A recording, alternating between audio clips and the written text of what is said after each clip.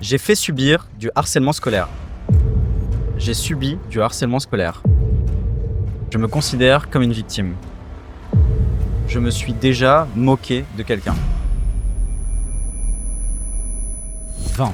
C'est le nombre d'enfants qui en moyenne se suicident chaque année des causes du harcèlement scolaire qu'ils subissent. Alors cette année, comme l'année dernière, on avait envie de faire une émission sur le sujet dans ce mois de novembre qui est consacré au harcèlement scolaire. Et pour l'occasion, le ministère de l'Éducation nationale nous a proposé d'aller à la Sorbonne, dans l'un des plus beaux amphithéâtres d'Europe, pour tourner notre émission. Dans les débats qu'on organise, vous ne voyez pas d'habitude, mais là, difficile de se cacher devant un public de 600 personnes, des élèves, des parents et des professeurs. Alors c'est jamais facile de venir témoigner devant 600 personnes et devant une communauté aussi importante que la nôtre. Mais que ce soit auprès de la personne qui a été harcelée ou celle qui a fait subir du harcèlement, je vous demanderai s'il vous plaît de rester courtois envers eux dans les commentaires. Bonne vidéo. Bonjour à tous. Donc moi je m'appelle Antonin Marin, je suis le rédacteur en chef du média Le Crayon, vous l'avez compris. Donc nous on organise des débats en ligne.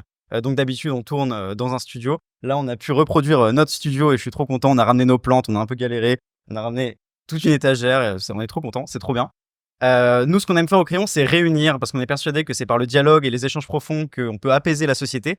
Et aujourd'hui on a voulu réunir deux profils qui ont un rapport particulier au harcèlement, Valentin et Elian. Je vais laisser vous présenter. Donc bonjour à tous, je m'appelle Valentin Vitti, j'ai 25 ans, je suis créateur de contenu, influenceur, appelez ça comme vous voulez. Et je parraine depuis 2 ans et demi un manga qui s'appelle Les Combats Invisibles, que j'ai pas pris, tu peux me... Ouais. Juste pour le montrer, c'est le moment promo. Voilà. Qui s'appelle Les Combats Invisibles, il y a le 2e tome qui est sorti le 31 octobre, qui est parrainé par e-enfance et le 3018, qui est le numéro d'appel d'urgence pour les personnes harcelées, ou si vous êtes juste témoin ou vous voulez avoir des renseignements, et qui vient à combattre le harcèlement et aussi particulièrement le cyberharcèlement. Bonjour à tous, moi c'est Elian Potier, j'ai 22 ans et je suis coprésident de l'association Faire Face qui lutte contre le harcèlement à l'école en intervenant partout en France. Merci beaucoup. Donc pour cet échange, ce qu'on va faire, c'est que je vais vous donner des affirmations. L'idée, c'est que si vous êtes concerné par cette affirmation, vous levez la main et après, vous pouvez échanger sur cette affirmation. Est-ce que ça vous va ? Très bien. Super. J'ai fait subir du harcèlement scolaire. Les masques tombent. Oui, donc du coup, effectivement, c'était notamment Justine Atlan qui m'a dit hier que le mot harceleur, c'était pas une catégorie, que c'était pas quelque chose qui était agréable à dire pour quelqu'un, mais j'ai fait subir du harcèlement, je vais dire de la 6e jusqu'à la 4e. Je prends une durée assez large, même si c'était évidemment pas tous les jours. C'est pas une vocation d'être harceleur, on se lève pas le matin en disant tiens, je vais harceler des gens. C'est quelque chose dont j'ai pris conscience avec le temps, et je pense que beaucoup de gens de plus en plus prennent conscience. D'ailleurs, au fil de mes témoignages, beaucoup d'amis ou de connaissances, ou même dans mes messages privés, beaucoup de personnes prennent conscience qu'à un moment donné, ils ont pu harceler. Et donc, effectivement, j'ai fait subir du harcèlement au collège. Voilà. C'est des témoignages que tu as déjà entendus, ça ? Non, pour être honnête, c'est une première. Généralement, les anciennes personnes qui ont harcelé une victime se cachent souvent, sont pas forcément à l'aise avec ça, n'assument pas forcément. Et c'est intéressant d'avoir aussi son point de vue et son retour. Et je tiens juste à préciser quelque chose, c'est que mon témoignage ne regarde que moi, que je ne représente pas toutes les personnes qui ont pu harceler. C'est un témoignage qui est très, très personnel.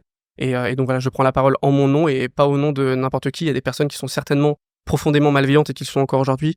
Voilà, aujourd'hui, je suis ce qu'on appelle un repenti, voilà, qui cherche absolument une rédemption. Et aujourd'hui, le harcèlement est mon combat. Voilà, je tiens à le préciser. C'est ce que tu racontes, ce qui est raconté dans le manga ? Ouais, exactement. Alors, je suis un personnage du manga Les Combats Invisibles, qui est disponible partout. Le tome 2 est sorti du coup le 31 octobre. Et en fait, on est plusieurs artistes, on est 4. Il y aura 4 tomes et chaque artiste va parrainer un tome. Donc moi, je parraine le tome 2, justement, qui va justement prendre le point de vue d'un harceleur. Je suis un personnage du manga, un personnage secondaire, où je joue mon propre rôle et où, effectivement, je vais être une personne qui fait subir du harcèlement au départ et qui va très vite se rendre compte de ce qu'il fait subir, ce qui est plus ou moins la réalité. On aura l'occasion d'en parler au fil de l'entrevue. Mais donc, effectivement, ça prend le point de vue d'un harceleur, ce qui peut être intéressant pour un manga. Voilà. J'ai subi du harcèlement scolaire. J'ai subi du harcèlement scolaire en 3e prépa professionnelle. Pour être honnête avec vous, je suis dyslexique et dysorthographique, donc du coup, c'était un peu compliqué de continuer mon apprentissage dans le général, et je savais ce que je voulais faire plus tard. Du coup, je m'étais orienté en 3e prépa pro, sauf que la 3e prépa pro, elle est au lycée, contrairement à la 3e générale. Ce qui fait que j'ai dû changer d'établissement, aller trouver un lycée pro et donc un nouvel univers. Et c'est à ce moment-là que, en discutant avec mes camarades, ça a commencé j'ai commencé à subir du harcèlement. Une simple question, qu'est-ce que tu as fait ce week-end ? Et donc certains répondaient, j'ai vu mon copain, j'ai vu ma copine, j'ai fait ceci, j'ai fait cela. Et moi, j'ai répondu, j'ai vu mon copain. Et à partir de ce moment-là, ça a posé problème avec des insultes, des moqueries, parfois même des propositions à caractère sexuel. Et c'était tous les jours. Et je savais pas que c'était du harcèlement à ce moment-là, parce qu'on n'a jamais parlé. J'ai jamais eu la chance d'avoir une intervention il y a 6-7 ans dans ma classe. Il y avait une simple affiche avec le numéro 3020, mais on m'avait jamais expliqué comment ça allait être traité, qu'est-ce qui pouvait répondre à ce numéro. Donc pour moi, je pensais simplement que c'était des chamailleries et que ça allait passer. On va en parler justement de ça. Et donc moi, Valentin, tu as aussi subi du harcèlement. exactement. Et pour une raison, si on peut appeler ça une raison toute bête, c'est le fait que j'ai fini seul. Concrètement, pour raconter un peu l'histoire, quand je suis arrivé au 6e, déjà j'ai trouvé la transition entre la primaire et le collège très violente. On passe vraiment du tout au tout, et c'était quelque chose où j'étais pas armé pour arriver au collège. Et du coup, très vite, je me suis lié dans un groupe, persuadé que j'avais un dilemme social qui était de subir ou de faire subir. Et bêtement, j'ai fait le choix de faire subir, pensant qu'il n'y avait pas une autre alternative.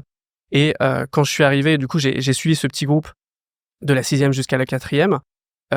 Et je suis arrivé en 3e. Donc c'est là où tu as harcelé. Du coup, là, c'est la période que tu racontes, c'est la période où tu as harcelé. Exactement, où j'ai fait subir du harcèlement. Et après, en 3e, où j'ai été victime de harcèlement, puisque tout simplement, je suis arrivé dans une classe où je ne connaissais personne, où on va dire le populaire du groupe avait complètement déménagé.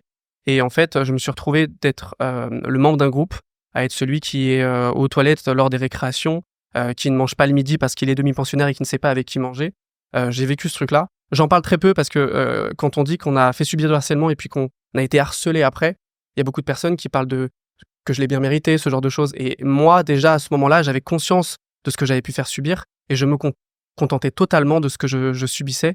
Et je rejoins un peu Elian sur ce qu'il a dit, c'est qu'on est de la même génération. Le mot harcèlement, donc je suis arrivé au collège, c'était en 2011, le mot harcèlement n'était pas du tout dit. La première fois que j'ai entendu parler de harcèlement de toute ma vie, c'était en cours d'anglais au lycée. On avait un cours sur le harcèlement en anglais, alors qu'en français, on n'en avait pas.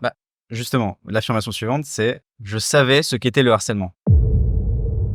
Non. Vous ne savez pas. Je sais. Et on n'est pas vieux, hein. Enfin, moi j'ai 25 ans et le mot n'existait pas. Pour moi, le harcèlement, c'était quelque chose où on allait en prison, quoi. C'était un truc. Là, ce que je pouvais subir, moi, pour ma part, c'était simplement des chamailleries. C'était normal. C'était l'âge qui faisait qu'on pouvait se permettre d'être méchant entre nous, de s'insulter et voilà, d'être méchant, tout simplement. Et il y a une autre émergence qu'on a connue, c'est les réseaux sociaux. Moi, pour ma part, c'est vrai que j'étais énormément sur les réseaux sociaux parce que c'était l'émergence, notamment de Facebook. Là, on est en 2011 à ce moment-là. C'était vraiment l'émergence. J'avais quand même la lucidité d'avoir créé un compte sur Facebook avec un faux prénom et un faux nom quand même. Et le mot cyberharcèlement existait encore moins. Et pourtant, il existait déjà, mais c'est venu avec le temps. Mais évidemment, je précise aussi quelque chose, c'est que j'avais totalement conscience que ce que je faisais était mauvais. Surtout pour l'anecdote que j'ai un frère jumeau qui a suivi exactement le même cursus que moi, qui était dans le même collège. Après au lycée, on n'était plus dans les mêmes, mais je l'ai vu subir, et ça rejoint un peu ça, c'est que mon frère est homosexuel et qu'il a subi des insultes homophobes malgré lui à une époque où il n'était même pas conscient de qui il était. Et très vite, je suis devenu le frère du PD. Voilà, on en parlait tout à l'heure. Et donc j'ai pris conscience que ce que je faisais était vraiment mauvais parce que mon frère le subissait à son tour. Et voilà, donc j'avais conscience bien après coup que c'était mauvais, et seulement des années après que ça s'appelait du harcèlement. Je me considère comme une victime. Avant. Maintenant, je vais très bien. Mais c'est compliqué c'est compliqué de se considérer comme autre chose qu'une victime quand on subit tous les jours, toutes les heures, dans la classe, dans la cour de récréation, dans les toilettes, et même sur les réseaux sociaux. On a parlé des réseaux sociaux, mais en fait, c'est la continuité du harcèlement à l'école, tout simplement. C'est compliqué de ne pas se considérer comme victime parce qu'au final, déjà, on se remet en question avant de se dire on est une victime et de se dire ouais, c'est pas moi le problème. Au final, on se remet en question, on se dit c'est peut-être de notre faute, c'est peut-être nous qui peut-être que c'est notre orientation sexuelle le problème. Alors qu'au final, évidemment que non. Mais à force d'entendre tous ces commentaires, tous ces messages haineux, on ne peut que se remettre en question. Aujourd'hui, je sais que j'ai été victime de harcèlement, et je rejoins Nathan tout à l'heure qui a parlé de la plainte et qui a été classée sans suite. Moi aussi, j'ai porté plainte, j'ai déjà fait une main courante, j'ai porté plainte. Malheureusement, j'ai eu aucun retour, même pas un document qui m'a stipulé que ma plainte avait été classée sans suite. Et je trouve que c'est tellement important. Aujourd'hui, 7 ans après, je demande pas à ce que mes harceleurs soient punis. J'ai tourné la page et je veux pas y retourner, je veux pas retourner en arrière.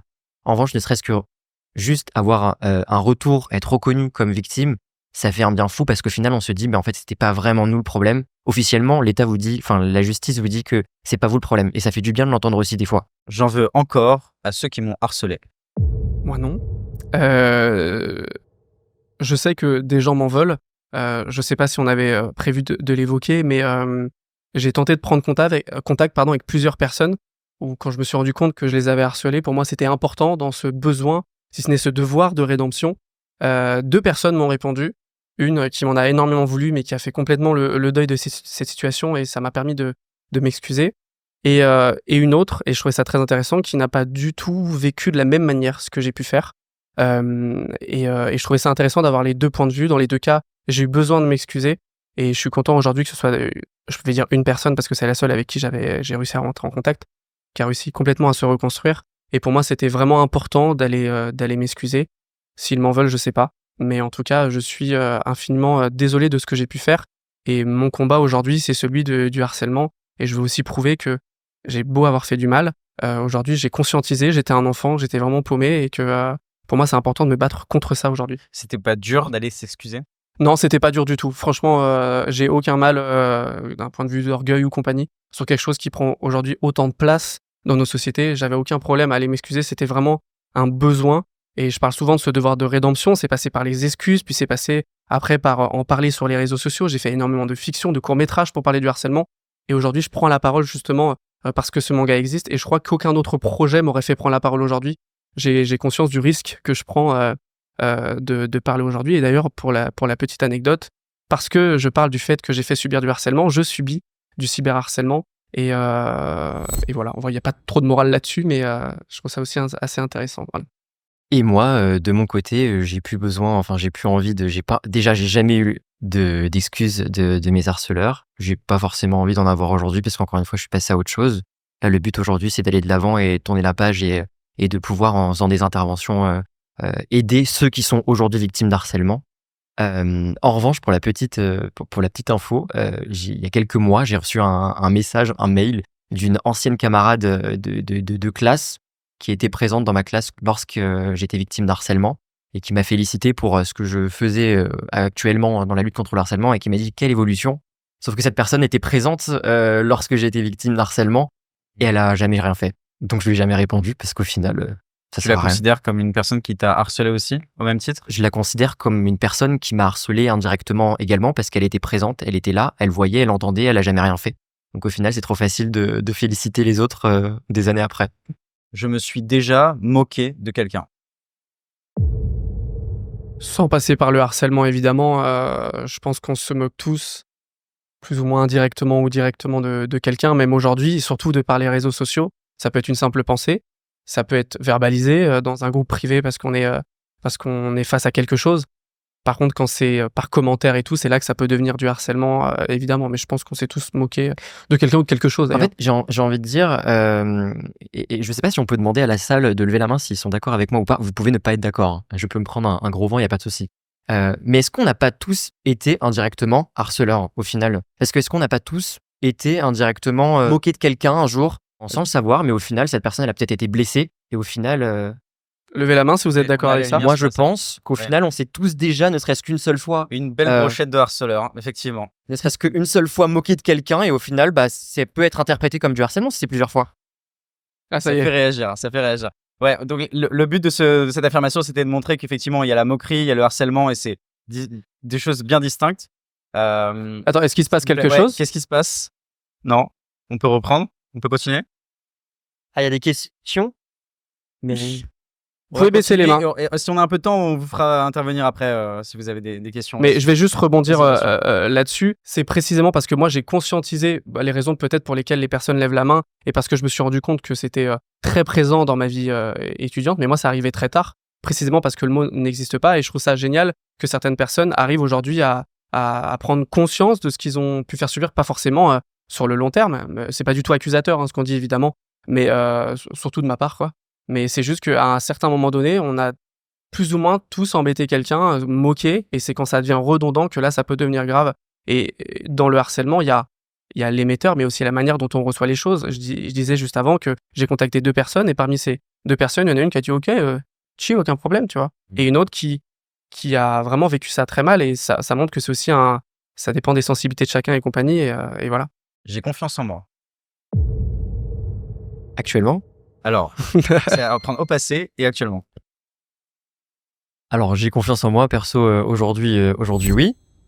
Avant, non, encore une fois, et de par le témoignage que j'ai pu vous faire tout à l'heure, quand, encore une fois, on reçoit tout ça, ces insultes, ces moqueries tous les jours, on peut que se remettre en question et se dire, le simple fait, dans tous les cas, de se remettre en question, c'est qu'on n'a pas forcément confiance en soi.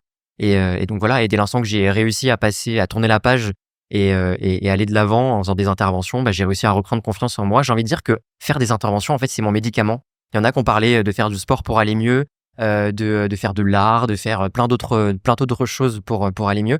Et moi, mon médicament, ça a été de faire des interventions, de parler de mon témoignage et d'aller de l'avant, en fait. Et pour ma part, j'avais pas confiance en moi de tout le collège, j'avais pas confiance en moi après, j'ai très peu confiance en moi aujourd'hui. Je sais pas si c'est directement lié au fait que j'ai été aussi victime de harcèlement. J'étais très moqué pour plein de raisons. J'étais quelqu'un qui avait de la pilosité très tôt, ça se voit, il paraît, et j'étais très moqué pour ça, et le fait que j'étais aussi très fin. Mais je pense que je l'étais déjà avant, je pense que je le suis aujourd'hui, pour plein de raisons. Je pense que les réseaux sociaux aussi sont très coupables de ça, du fait que je sois créateur de contenu, que le moindre détail de ta peau, de ton visage et de ton corps est relevé. Mais voilà, en tout cas, j'ai pas l'impression que le fait que j'ai été harcelé ou le fait que j'ai pu faire subir du harcèlement ait impacté cette confiance en moi. À l'école, j'étais populaire.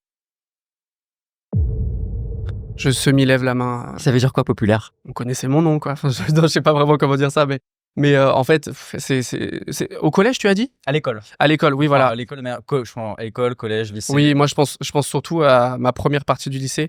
J'en ai fait 4, pour être honnête. Et j'avais un premier lycée où, effectivement, on avait un petit groupe où, pour le coup, quand j'ai quitté le collège, et je trouve ça aussi intéressant d'en parler, c'est que, vu que j'ai été en 3e victime de harcèlement, quand je suis arrivé au lycée, je me suis dit, c'est reparti, on prend les mêmes, on recommence. Sauf que je suis arrivé dans un lycée professionnel où vraiment je ne connaissais personne. La récré est arrivée, je me suis tout seul isolé dans un coin. Et puis en fait, c'est là que tu te rends compte que quand tu arrives à 15-16 ans, il y a une maturité qui rentre en jeu. Et des gens sont venus me tendre la main, ça va, machin. Et j'ai passé les meilleures années de ma vie. Mais c'est vrai que je faisais partie d'un petit groupe de popularité. Maintenant, je suis pas sûr que c'est une grande incidence sur le harcèlement ou non. Quand j'ai été harcelé, j'ai reçu de l'aide. De l'aide? Ouais, de l'aide. De mes parents uniquement. Malheureusement, lorsque j'étais harcelé dans la classe, avec de simples moqueries qui se voyaient dans certains cours, donc à destination de certains profs, ils faisaient pas grand-chose. La seule réaction que j'ai pu avoir de mon professeur de maths, c'est « chut, maintenant taisez-vous ». Pareil dans les toilettes. Un jour, on m'a ouvert la porte avec, vous savez, les verrous blancs et rouges qu'on peut déverrouiller juste avec le pouce. On m'a filmé sur Snap et on m'a balancé de l'eau, des boulettes de papier. Il y avait un surveillant aussi, personne n'a rien fait. Ça se passait aussi dans les rangs pour aller à la cantine. Il y avait une surveillante qui était là, personne n'a rien fait. Les seules personnes qui ont pu faire quelque chose et qui m'ont aidé, c'est mes parents. Et je pense qu'ils m'ont aidé aussi psychologiquement à me reconstruire et à aller de l'avant, parce que malheureusement, l'établissement dans lequel j'étais n'a rien fait. Moi, ça rejoint ce que j'ai dit tout à l'heure, c'est parce que je me contentais de ce que je subissais. Il faut dire que j'étais dans un collège où il y avait énormément de personnes qui subissaient du harcèlement. Et c'est pour ça que tout à l'heure, je parlais de ce dilemme social, parce que quand t'arrives, t'es enfant, qu'on t'a fait aucune prévention sur le harcèlement, t'arrives face à tout ça, tu te dis, mais en fait, c'est l'un ou l'autre. Et parce que je me contentais de mon harcèlement que je subissais, j'en ai pas parlé à mes parents. D'ailleurs, mes parents ne le savent que parce que je prends la parole depuis 2 ans pour ce combat-là. Et ce qui est drôle, c'est que quand ils le savent maintenant, j'ai l'impression qu'ils l'ont toujours su. Pas le fait que j'ai été harceleur, mais le fait que je l'ai subi. Et je pense que mes parents n'étaient pas armés pour pouvoir m'aider là-dessus. Donc je leur en veux pas, même aux personnes qui ne m'ont pas aidé à un certain moment donné parce que je m'en contentais. Mais je pense que aujourd'hui, certainement de plus en plus, ça doit être générationnel, mais surtout quand on parle des réseaux sociaux, je pense qu'il y a une grande partie des parents qui se sentent complètement désarmés. Bon, ma mère, elle sait même pas ce que c'est Facebook. Ou alors si, mais que Dieu m'en garde qu'elle le découvre jamais. Mais aujourd'hui, les parents, je pense sincèrement, peut-être même les professeurs, les adultes, ne sont pas forcément armés. Je parle principalement du cyberharcèlement, mais il faut dire que moi, c'est surtout ça que ça a concerné. Ne sont pas armés à connaître, à savoir comment ça fonctionne. Et voilà. Et je pense notamment à Samuel Comblé, qui est directeur adjoint de e-enfance et directeur du 3018, qui m'a dit quelque chose de très intéressant, c'est que quand on est autour de la table le soir et qu'on dit à nos enfants comment ça s'est passé la journée, qu'est-ce que tu as fait à l'école, on dit pas comment ça s'est passé sur les réseaux sociaux. Le virtuel est souvent plus dangereux que le réel, et pourtant on se penche uniquement sur le réel parce que c'est factuel, parce que c'est palpable, alors que le virtuel est un peu abstrait. Et c'est intéressant que les adultes aussi aient cette discussion avec les enfants. Mais à cette époque, il y avait sûrement pas assez d'armes. Et c'est marrant parce que quand je dis ça aux parents en fin de journée dans les interventions, t'as des parents qui lèvent la main et qui me disent « Vous êtes marrant, demandez à un jeune au dîner si ça s'est bien passé sa journée, il va juste vous répondre « Bah ouais, ok ». Alors que je pense que c'est hyper important en plus de pouvoir développer ça, parce que au final, même s'il vous répond juste « Ouais », bah demain peut-être qu'il vous dira autre chose, peut-être qu'il commencera à se confier, et peut-être qu'il pourrait vous montrer des signaux faibles de situation d'harcèlement. Tu dirais qu'il faut laisser l'adolescent parler, ou il faut justement poser des questions, creuser? Bah, je pense que une simple phrase, comment ça s'est passé à l'école, qu'est-ce que t'as fait aujourd'hui, même s'il vous répond juste oui ou ouais, ou enfin bref, bah c'est déjà un début, c'est mieux que rien. Demain, vous lui reposez la question, peut-être qu'il ira un peu plus loin, peut-être qu'au fur et à mesure du temps, il se confiera à vous. Et en tant que parent, on a aussi des petits, quelque chose qui peut nous laisser penser qu'il y a un problème chez notre enfant, de par des signaux faibles, il mange peu, il mange moins, il est souvent absent, c'est notre chute, enfin, quand il y a un doute, il n'y a pas de doute en tant que parent, je pense. Et j'aimerais juste rebondir sur quelque chose, c'est que il y a aussi peut-être changer de méthode aussi. Moi je pense notamment où j'ai vécu c'était en troisième, une colonie de vacances où mon frère et moi on avait été énormément harcelés. C'était un truc qui était très violent pour nous. On se faisait même harceler par les animateurs. Et je me souviens d'un jour où mon frère il a piqué une crise où il est vraiment parti en sanglots. Et t'as des gens qui ont essayé de lui tendre la main. Et lui il a fait non, lâchez-moi, vraiment en criant. Et en fait la méthode dans ce moment-là c'était de le laisser se calmer et après d'aller vers lui, parce qu'on a tendance à dire oui mais il veut pas d'aide, ou je lui tends la main il en veut pas. Mais peut-être y aller progressivement, y aller petit à petit, pas forcément aller confronter. Bonjour, est-ce que tu es harcelé? Il y a des manières un petit peu plus subtiles et peut-être, Nathan le disait tout à l'heure, ou Sylvain, je me souviens plus, mais c'est aussi un jeu de patience. Et je pense que c'est important de prendre le temps aussi d'aider et de pas se dire j'ai essayé une fois, c'est bon, je me dédouane complètement de ce qui se passe parce que j'ai déjà essayé. D'où le rôle hyper important des témoins, les témoins qui peuvent jouer un rôle hyper important d'agir, que ça soit directement ou indirectement, c'est-à-dire en allant voir la victime, en l'incorporant dans les groupes de sport, à la cantine, pour pas que cette personne soit seule, ou en allant agir directement, en signalant cette situation à un adulte de confiance, ou au 30-18, ou à ses parents. Mais dans l'adulte de confiance, il y a un prof, il y a un surveillant, il y a le principal, mais il y a aussi les personnels de cantine, de ménage, les AESH qui sont au sein des classes. Et je trouve que c'est hyper important de ne serait-ce qu'une seule personne, cibler une seule personne en qui on peut avoir confiance, même si c'est une infirmière, même si c'est une psychologue, une assistante sociale, peu importe. Du moment qu'on a confiance en cette personne, c'est le principal. J'avais honte d'en parler. Oui, moi je pense que je l'ai un peu dit, c'est précisément parce que j'ai été bourreau que je me voyais mal me plaindre en tant que victime. Donc j'avais pas honte de ce que je subissais, mais honte de qui j'avais été. Et encore aujourd'hui, j'en ai extrêmement honte. Donc par honte, j'entends ce truc-là qui est peut-être un peu original, mais j'ai eu honte d'avoir été bourreau plus que victime. Et aujourd'hui, c'est un vrai travail sur moi-même que d'apprendre à en parler, qui plus est devant autant de gens, que ce soit dans les médias, surtout en cette journée de lutte contre le harcèlement scolaire.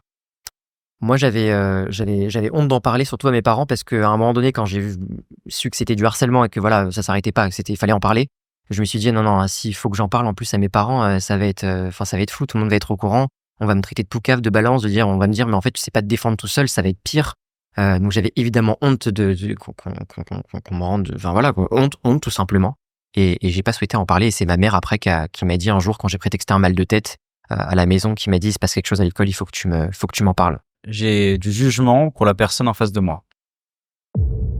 Je l'aurais un peu mal pris là quand même. Bah, aucun jugement, parce qu'au final, de par certaines choses négatives qu'il a pu faire auparavant, aujourd'hui, il se sert de cette mauvaise expérience pour faire quelque chose de positif. Donc, au final, non, j'ai aucun avis négatif là-dessus. Et moi, ce serait très malvenu de dire que oui. Et je vais même aller plus loin en brisant la glace, c'est que Elian et moi, dans la vie, on est très amis. Et ça facilite le dialogue et ça prouve que c'est possible, entre guillemets. Et voilà. À l'époque, je n'avais pas d'amis. Non, moi j'ai eu quand même 2 personnes qui m'ont suivi, même si c'était compliqué à ce moment-là. 2 personnes qui ont essayé de m'aider, mais c'était 2 personnes suffisamment importantes pour moi pour vouloir rester dans cet établissement. Malheureusement, j'ai pas pu rester dans cet établissement. Mais eux voyaient que tu subissais eux ont vu que je subissais du harcèlement, ils m'ont aussi aidé, ils ont essayé de m'aider en signalant à l'administration, en signalant aux adultes, mais bon, ils ont rien fait. Et pour ma part, non, j'avais effectivement ce groupe. En troisième, effectivement, j'avais... Enfin, je dis ce groupe, si tant est même que je puisse les considérer comme des amis, même à ce moment-là, dans le sens où c'était des gens que je voyais qu'à l'école, jamais on se voyait en dehors. Voilà, c'était vraiment que dans la cour de récréation. Et en troisième, effectivement, j'étais plutôt seul, ouais. Moi, j'aimerais juste rajouter quelque chose. C'est que parce que j'ai fait subir du harcèlement, encore une fois, je parle que en mon nom, j'ai énormément souffert d'un point de vue familial, d'un point de vue, je vous ai dit que j'étais en manque de confiance totale. Et je pense qu'il y a une grande partie aujourd'hui des personnes qui font subir du harcèlement qui ont aussi besoin de parler. Encore une fois, je parle pas des personnes qui sont profondément malveillantes, mais il faut culpabiliser évidemment une personne qui est coupable. Mais je pense que c'est important aussi, plutôt que de dire pourquoi tu harcèles, mais de savoir qu'est-ce qu'il aurait fallu qu'on fasse pour que tu n'harcèles pas. Et je trouve ça important aussi d'avoir ce dialogue aussi avec les personnes présumées harceleurs, comme j'ai pu être. Voilà. Tu as tout à fait raison, parce que si on parle d'accompagnement pour la victime, il faut aussi parler d'accompagnement pour le harceleur. Si le harceleur il émet cette violence, c'est qu'il y a une souffrance aussi derrière, bien que ça soit pas la priorité, parce que c'est la victime la priorité. Bien faut sûr, pas l'oublier. totalement. Le harceleur a aussi besoin d'une prise en charge pour aller mieux et pour arrêter, tout simplement. Parce que sinon, on fait quoi? On fait un conseil de discipline, on le déplace dans un autre collège, le harcèlement perdure, mais envers d'autres personnes, ça fait d'autres victimes. Peut-être, effectivement. Il y a plein de solutions, mais elles sont pas toutes bonnes et voilà. Que vous soyez élève, parent ou ancien élève, on espère que cette vidéo a pu vous faire réfléchir. Pensez bien à vous abonner et activer la petite cloche pour être notifié lorsqu'une prochaine vidéo sortira. D'ici là, je vous dis salut.